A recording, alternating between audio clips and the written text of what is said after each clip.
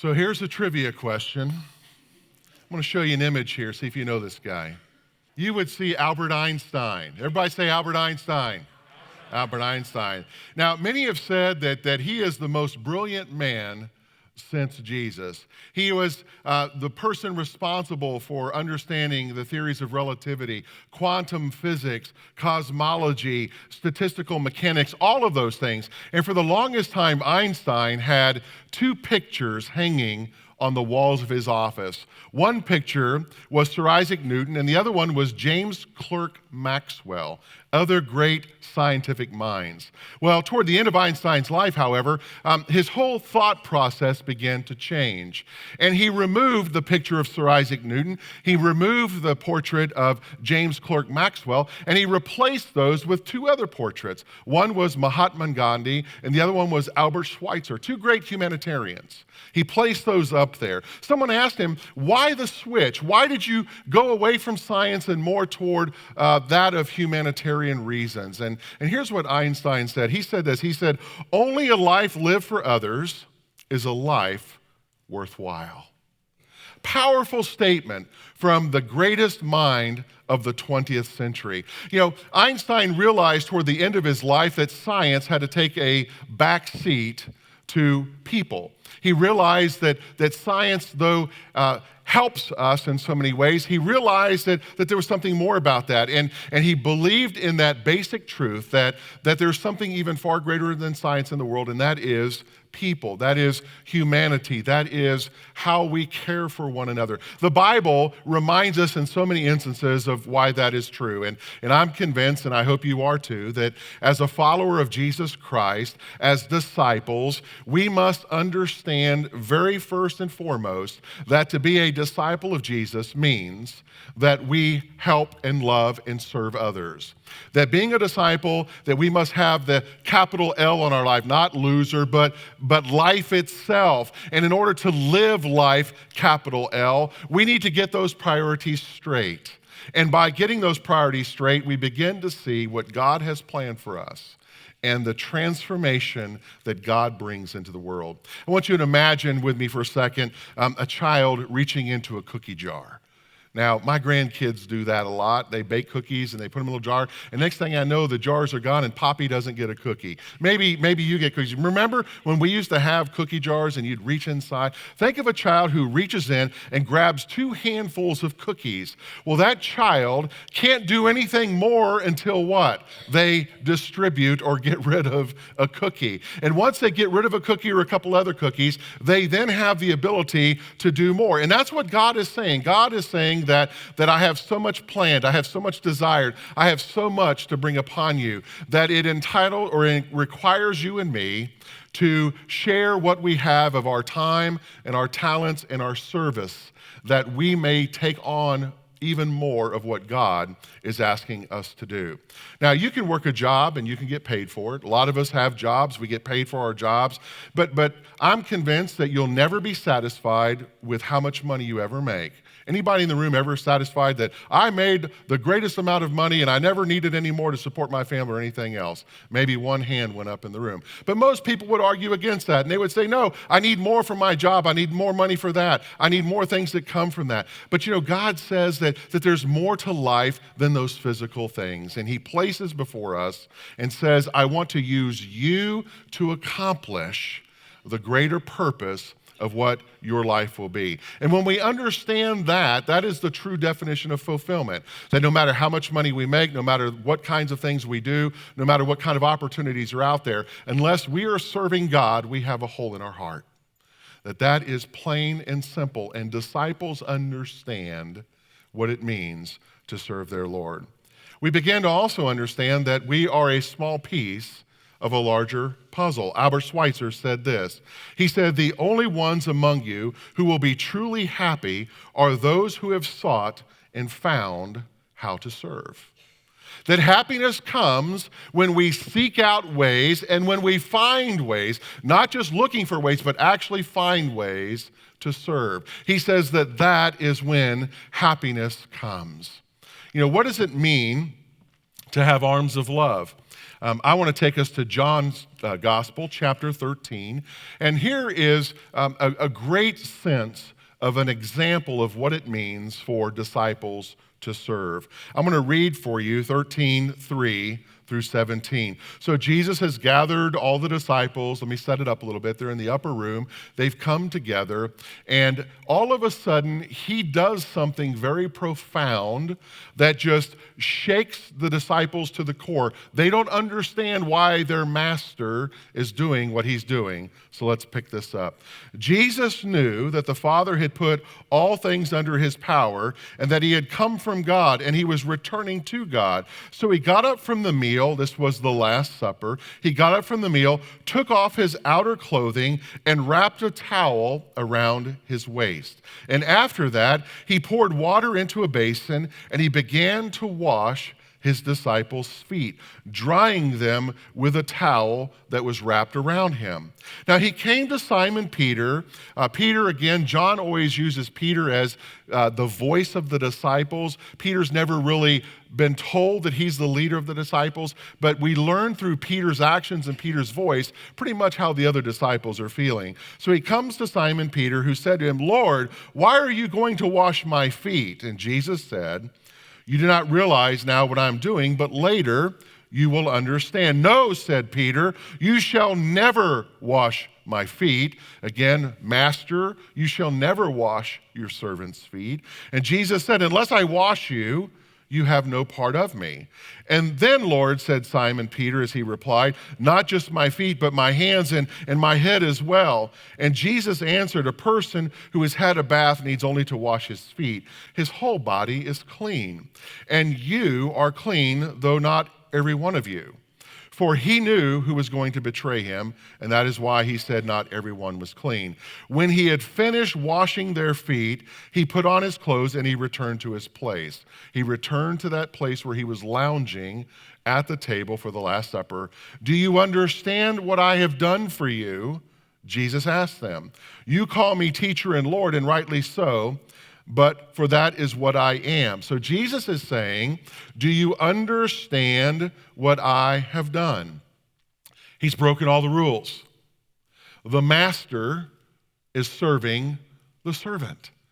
In society, back in the ancient world as well as today, there are classes of people. As much as we want to say there isn't, there are classes of people. And some classes expect to be served by other classes.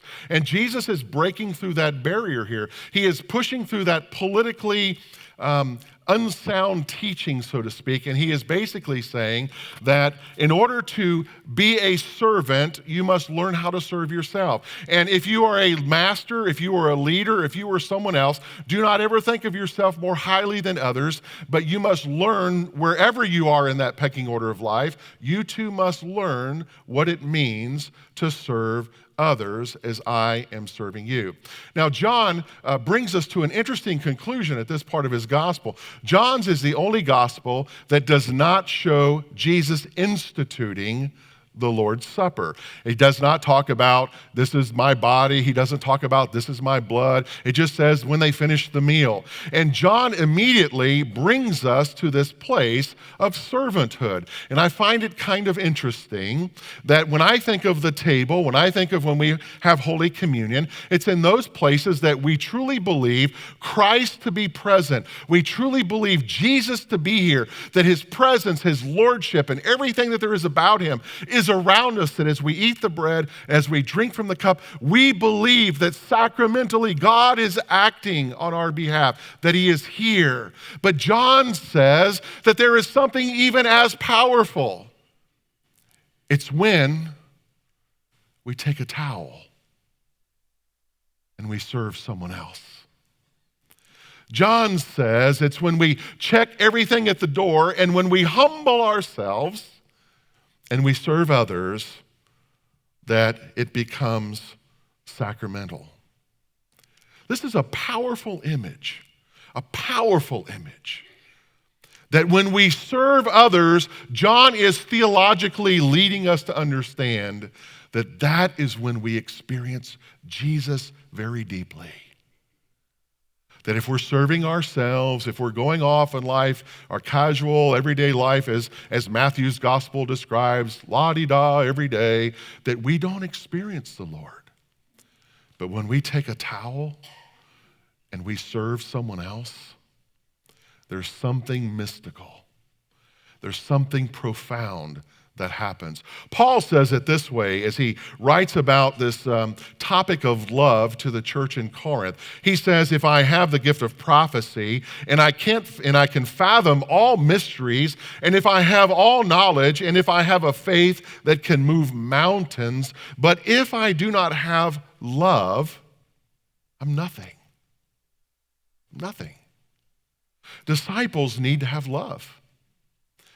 Being a disciple is not having all the knowledge. Being a disciple is not having all the answers. Being a disciple is not, having faith that can move mountains, even though faith is part of discipleship, even though understanding is a part of discipleship. Paul clarifies this. And he says, unless you have love, deep-seated love, not superficial, deep-seated love, unless you have that, then you have nothing. Paul repeats it three times. If I have but not love, I am. If I have but not love, I am. If I have but not love, I am. So we do because we love. We cannot live into the likeness of Christ unless love is in us. And when love is in us, we begin to sense that. Now, he's not talking about charity. Yes, the King James uses the word charity. That's the King's language. That's not what the Greek means here. He's talking about love. And some say, well, service and serving others and hanging or carrying a towel is showing charity to others. Sometimes we mix up charity with actually servanthood. Sometimes, we think charity. Well, charity oftentimes in our mind is there's someone who is far down below where I am, and therefore I need to go and help them so I can feel good about it. They need charity. That's not what Paul is saying. That's not what Jesus was demonstrating. He was saying that it's something we don't even think about, that if there's a need, we respond. If there is something that's not right, we respond. If there's a way to help, we respond. Whatever it is, and yes, there are times when we go to respond that we don't have the ability, we don't have the capability, we don't have the resources to solve the problem, but we can at least surround someone with the arms of love.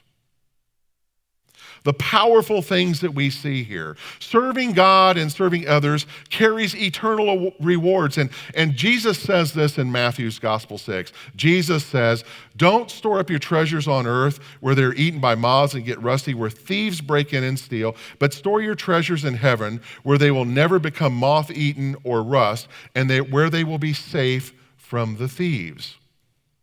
See, all the times that we spend gaining all the temporal things, the cars, the houses, the money, the things that drives us in society, the things that touches our fleshiness, the carnality of who we are, those things that drive us, it pales in comparison to the time that we will spend in eternity worshiping God. And because all those things ultimately depreciate, what God is saying to us is invest in things that won't depreciate. When we love someone, when we serve someone, when we become a towel bearer for someone, that does not depreciate. Moths cannot take away what we've done. Rust cannot hamper. It brings eternal rewards. No, I'm not talking works righteousness. That doesn't what gets us to heaven, but we do these things because of the love of Christ in us. It becomes automatic. So let me ask the question this morning. Where is God leading you? I had some great songs to sing to lead us up to this point. Where is God tugging on your heart? Where is God pulling on your sleeve? Where has God been nudging you lately? Saying that this is where I want you to go. This is what I want you to do. This is how I am asking you to serve. Jesus was a volunteer servant. He was one willing to do whatever it took. In fact, we know the story. He gave his life as a volunteer servant. He died because he served. And that brings us to that point that members of the modern church, we find ourselves so asking the question, but what's in it for me? How do I benefit from this? How can I get ahead? I just want to come to church and be fed. And what would happen if you sat down today? Let's say, you go to lunch or you go to breakfast after church. What would happen if you sat down wherever you were and all you did was cry out to the people all around you, I want to be fed, I want to be fed. And whoever would listen to you, let's say they fed you. Well, if you cry long enough, if you shout long enough, if you make a scene long enough, somebody's going to hear it, right? And can you imagine that you sat there at your table and someone was feeding you and then all of a sudden it was noontime and you're still crying out, I want to be fed, I want to be fed. And they fed you at noon, I want to be fed. And they fed you at 4 o'clock, I want to be fed. And you're staying at the table and you're there all day and all night crying out, I want to be fed, I want to be fed, I want to be fed. What's wrong with that picture? The human body couldn't take that. You would be, overweight and you would, couldn't move and all those things. Your health would decline. But more importantly, what you would find with that is you'd be dead. The body can't take that. You'd stuff yourself until you couldn't take anymore. And eventually your body could not handle the load. Of course, it's not supposed to work that way, is it? It's not supposed to work with just being fed and fed and fed and fed and fed. We're supposed to come to the table for meals periodically. We're supposed to gather those meals periodically to get the energy that we need to serve others, to be involved in other activities. The best way to stay in good shape, experts say, is they tell you, is to make sure that you're not taking in more than what you're giving out. It works the same way in the church. The way we stay in shape as a good church and stay in good shape as a church is that we're making sure that there's regular feedings that are offered, but there's regular expenditure of what those feedings represent that we then experience, but then we go into our community and into our neighborhoods and even into the world, and we expend what has been given to us, and we give to others out of the overflow of what has been given to us. When we serve others, we should do it because we want to, not because someone tells us we have to. There's a huge dynamic difference that's there. It changes the way that you see people that you serve. It changes the way that people in the church and outside of the church will relate to others. You see, when leadership has to go out and make pleas for servants, it doesn't go off very well. If leaders and staff members come forward and say, we need somebody to teach, or rock babies in the nursery. We need someone to be a Stephen minister. We need someone to sing in the choir or the praise team. We need someone to be a small group leader. If we're constantly crying out those needs and all, eventually someone is going to step forward and say, okay, I'll do it. Because sometimes because of the needs that are there, we can learn, it's not a very nice thing, but we can learn how to twist arms.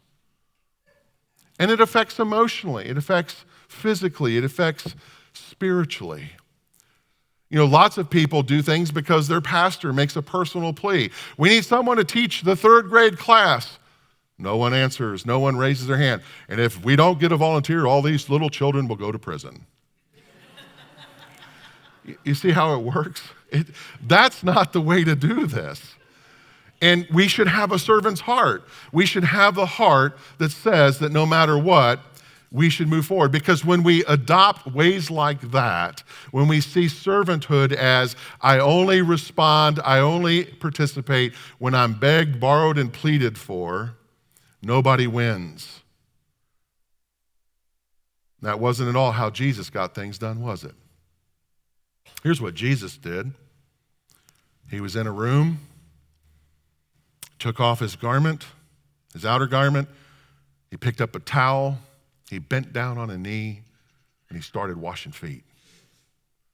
And when he did that, they took notice, and they started seeing what was happening. And they realized that there was a life of service that was there, that God has something intended for them as well. When Jesus turned the world upside down, he reminded the disciples, and he reminds us as disciples today, that God has a plan for our life.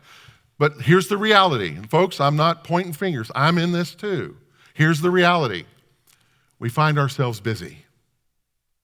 Well, I got to take the kids. We got to go do soccer, or I got to do this, or I have to do that, or there's those errands, and this is the only day off I have during the week, and I need to do this, this, and this. And that whole service opportunity, that whole service mindset gets just blown out of the window, doesn't it?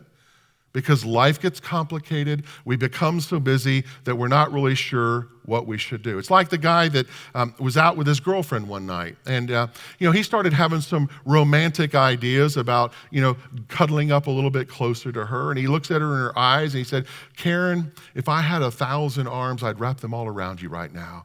And if I had 1,000 eyes, they'd all be gazing you." It's a little creepy, but they'd be gazing at you. "And if I had 1,000 lips, they'd be kissing you all over. If I had all of these things." And finally she said, "George, just stop it. Quit complaining about what you don't have and use what you have."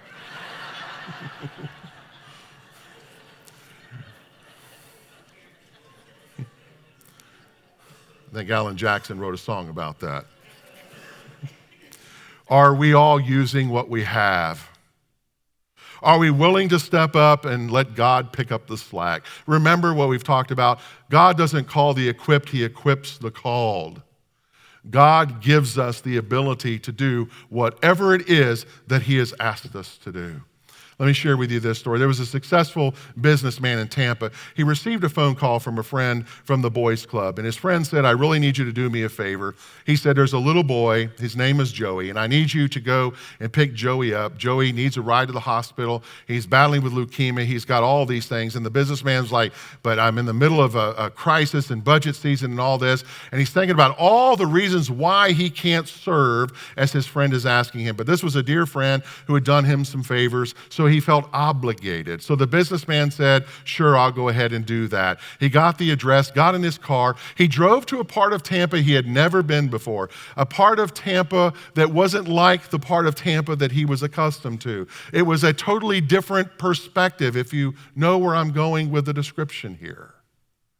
It was a place that he wasn't comfortable with. He gets to the door, he meets the boy's mother. She takes him inside to meet Joey. The boy is so weak he can't even walk. So Jack carries him out to the car, and the boy's mother sits in the passenger seat, and little Joey climbs in his mother's lap, and he just kind of leans his head on the armrest between the two front seats of Jack's car. And the boy is there laying face down in his mother's lap, and she's rubbing his head. And Jack is sitting there saying to himself, "I shouldn't be doing this. I don't have time for this. I'm not qualified for this. I shouldn't be doing this." And all these things are going through his mind. And he's becoming a little bit irritated that he's got to do and that he committed to do something. So he's driving along and he's feeling a little awkward. So he's thinking, I need to make conversation with this little boy. He says, "Hey, how about the Rays?" The little boy says nothing. "How about the Lightning? Great season, right?" The boy says nothing. And then all of a sudden, a little while later, they stop at a red light, and Jack is sitting there trying to figure this out, looking straight ahead at the wheel, and little Joey musters the word. He says, "Mister?" And Jack looks at him, and he and the kid's eyes lock. And Joey looks at Jack, and he says, "Mister, are you God?"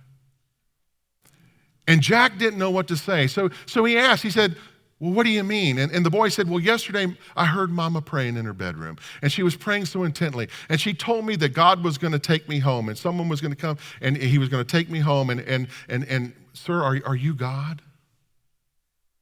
And Jack said, "No, I'm not, but I can be, at least for you right now." And so he took him to the hospital, and little Joey began some treatments and all, and things did not go as they had hoped, and Joey went on after a short stay and went home to be with Jesus. And Jack, the businessman, decided that he wanted to be God's hands, that everything that he had built his life around himself wasn't cutting it. And Jack is one of those unique individuals because he quit his high-paying job and became a pastor or a minister and began to serve God in a local mission and ministry. And there's some huge things that we can glean from this story. There's no telling what God can do for us. There's no telling what God will do with us. There's especially no way of telling what God will do through us unless we're willing to step out, unless we're willing to just say, okay. And that goes back to that question, where is God calling you? What is God asking you to do? How is God inviting you into this beautiful world of ministry? And how is he asking you to change the world? And I can promise you, you'll never make enough money. You'll never get enough accolades in society. Those kinds of things will never bring you the kind of happiness. True happiness only comes when we serve God. And when we serve God uninhibitedly, we see the difference, and we see a disciple with true arms of love. I want you to quickly take this pink sheet out. This was in your bulletin this morning, or is in your bulletin.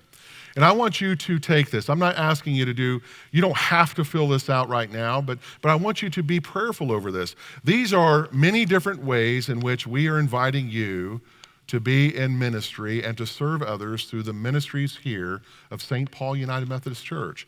Ways in which we glorify God, ways in which we grow in faith, ways in which we give in love. And I want you to pray about this, and I want you to ask God to lead you to be a part of his servant team. You know, God accomplishes things because people work together.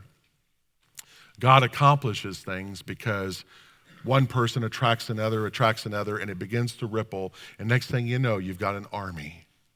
And armies do great work. But there's something else I'd like to talk to you about before you begin thinking about praying over choosing a way of service. Take this home. If today, if God is speaking to you, hang around after worship, fill this out, hand it to one of our ushers as you're going out. Pray if you want to take it home and pray about it. But here's the deal. When you sign up, when you step forward, when you step forward to serve, to volunteer, to be a part of ministry, you're not just making a commitment to a ministry leader, you're making a commitment before God. Amen. And what that means is that you need to show up. You need to understand that the ministry can't happen without you. And sometimes, again, life gets complicated and we start saying in our heads that, well, I can miss this week because it's really nice out. It's had 25 days of rain. I'm going to go to the beach this Sunday. But I'm supposed to lead a Sunday school class, or I'm supposed to, work in the nursery or whatever. You know what? You can make that choice, but here's what happens. Someone else who is feeling called to serve in another area now has to pick up your slack. And they have to serve because you're not there. And then that has a rippling effect, and it ultimately falls apart in the things which we're trying to do. So here's my plea. As you're thinking about how you will be employed by God, take it seriously. God needs you. Yes, I said that. God needs you. And the reason he needs you is because he needs you to learn what it means to be a disciple. And we do that through our time of service. Jesus put it this way. If I, the master and teacher, washed your feet, you must now wash each other's feet. I've laid down the pattern for you. What I've done, you do. I'm only pointing out the obvious. If you understand what I'm telling you, then act like it and live a blessed life. Be a towel bearer. Be one for Christ. Let's pray. Lord, I thank you that you continue to move in our hearts. I thank you that you are stirring within us. You are creating something new. May all of us find our place of service. May all of us find that way to serve you, to serve others, to be Jesus with skin on, to change the world. In your name we pray. Amen.